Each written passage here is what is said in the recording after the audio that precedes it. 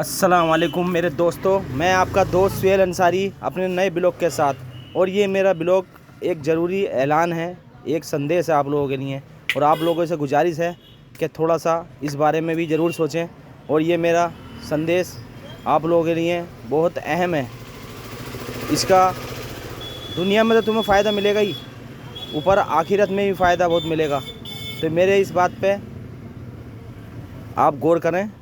आप लोगों से मेरी गुजारिश है कि आप मेरे ब्लॉग को लाइक और सब्सक्राइब करें, क्योंकि मैं चाहता हूँ ये मेरा ब्लॉग पूरी दुनिया में फैल जाए। आपने ये मंजर तो देख लिया, कितना खूबसूरत मंजर लग रहा है यहाँ का आपको। और इस मंजर को सजाने के लिए या ऐसा नज़ारा बनाने के लिए एक बाप और एक भाई कितनी मेहनत करते हैं, कितने साल से मेहनत करते हैं।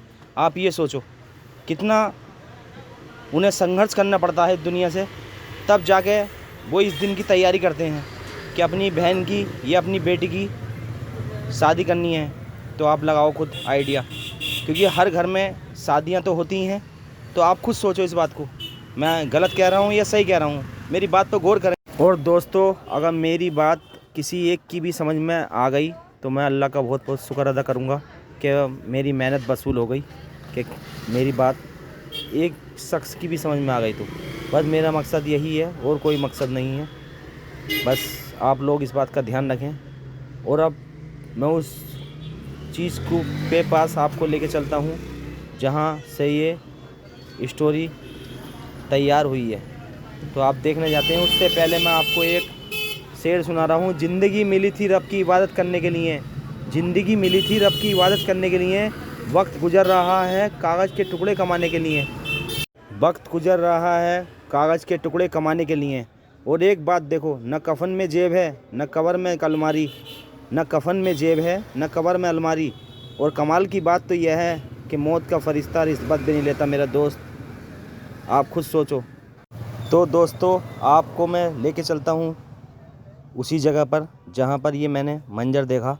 और मुझे बहुत ज़्यादा अफसोस भी हुआ कि हम 4-5 जने दोस्त अगर किसी होटल में जाते हैं तो 4-5 हज़ार का बिल आ जाता है।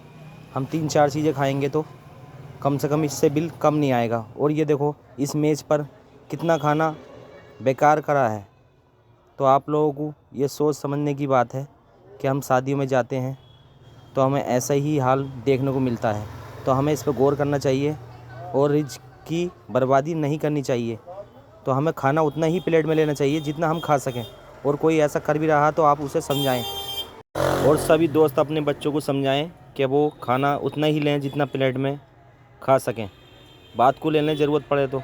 और इसी के साथ हमारा ब्लॉग समाप्त होता है। आपका अपना सुहेल अंसारी। लाइक और शेयर करें।